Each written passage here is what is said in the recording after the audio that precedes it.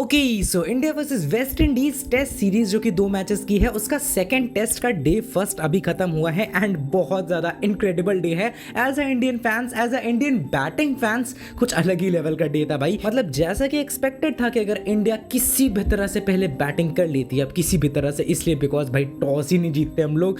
Finally एक toss जीता शुभमन गिल ने आज एंड भाई खुशी देखो, टॉस जीतने पे ही भाई अलग ही लेवल का सेलिब्रेशन देखने को मिला कि भाई मैं टॉस जीत गया। चलो अच्छी बात है, बैटिंग आ गई। इंडियन टीम की बैटिंग स्टार्ट होती है। यशस्वी जायसवाल एंड केएल राहुल आते हैं एंड स्टार्टिंग में थोड़ा सा रिस्पेक्ट देते हैं, जो कि देना भी होता है, कैसी भी टीम आपके सामने हो। बट उसके बाद थोड़ी सी रिस्पेक्ट देने के बाद जो तोड़ाई चालू की है इन दोनों ने, खासकर केएल राहुल ने, भाई फायरी बैटिंग के मूड में थे वो। लग रहा था कि T20 का कोई ऑडिशन दे रहे हो, आगे बढ़ के 6 मार रहे थे। बट उनको देखने को मिलता है एक पोस्टर क्राउड में से एक स्टूडेंट था जो कि अपनी क्लास को बंक करके आया था उनका मैच या फिर उनकी बैटिंग देखने के लिए। बस केएल राहुल भाई ने कहा भाई रहने दो, मैं अपनी सेंचुरी, डबल सेंचुरी जो भी मैं मारूंगा, मैं सेक्रीफाइस कर रहा हूँ। कंट्री का फ्यूचर ज्यादा इंपॉर्टेंट है, मैं आउट हो रहा हूँ भाई। और वेस्ट इंडीज पे भी थोड़ी दया करके आगे बढ़ के शॉट मारने गए और भाई वो बॉल कुछ अलग ही लेवल पे टर्न हुई। ऐसा लग रहा था कि D5 चल रहा हो। अलग ही लेवल पे बाहर की तरफ गेंद घूमती है और विकेट कीपर के पास, केएल राहुल आगे और स्टंपिंग। बस इससे ज्यादा एक्सप्लेन करने की जरूरत यहाँ पर कुछ थी नहीं। और केएल राहुल एक अच्छी स्टार्ट के बाद ज्यादा बड़े स्कोर पे तो नहीं पहुंच पाते हैं, बट बल्लेबाजी के लिए आते हैं फिर साई सुदर्शन, वो भी आराम से खेलते हैं। लंच तक इंडिया का स्कोर 94 पे 1 था। उसके बाद लंच के बाद जो भाई साई सुदर्शन एंड यशस्वी जायसवाल ने बैटिंग की है ना भाई, कोई चांस ही नहीं दिया वेस्ट इंडीज के प्लेयर्स को। बाकी वो लोग चांस क्रिएट भी नहीं कर रहे थे, वो उनकी गलती है भाई। लेकिन इन लोगों का बॉडी लैंग्वेज देख के कई बार दया भी आती है यार कि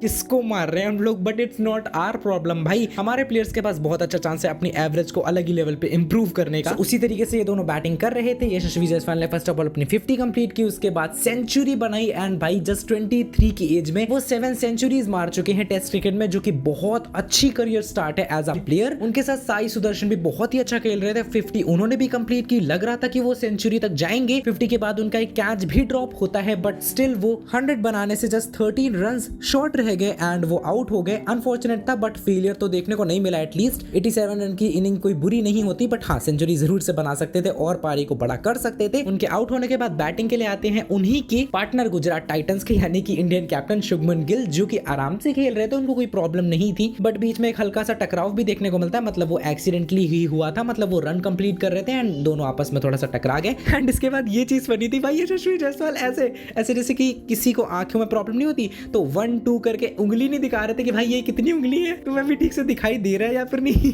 भाई ये मोमेंट अलग ही लेवल में फनी था, जो कि गेम को बोरिंग नहीं होने दे रहा था। तो यशस्वी जायसवाल ने फिर 150 कंप्लीट किया एंड वो 200 की तरफ बढ़े जा रहे हैं। लाइक डे फर्स्ट का गेम खत्म होने के बाद इंडिया 318 पे 2 है एंड यहाँ पर यशस्वी जायसवाल नॉट आउट है 173 रन पे एंड शुभमन गिल भी नॉट आउट है 20 रन पे। यशस्वी जायसवाल अपनी डबल सेंचुरी की तरफ बढ़ रहे हैं। मैं तो कहता हूँ भाई ट्रिपल सेंचुरी बना दो, क्या फर्क पड़ता है। शुभमन गिल की भी एक बड़ी इनिंग देखने को मिल सकती है कल। एंड अब आप लोग कमेंट्स में बताओ कि आप लोग कितना स्कोर एक्सपेक्ट कर रहे हो इंडिया का फर्स्ट इनिंग्स में। And thank you so much यहाँ तक वीडियो देखने के लिए।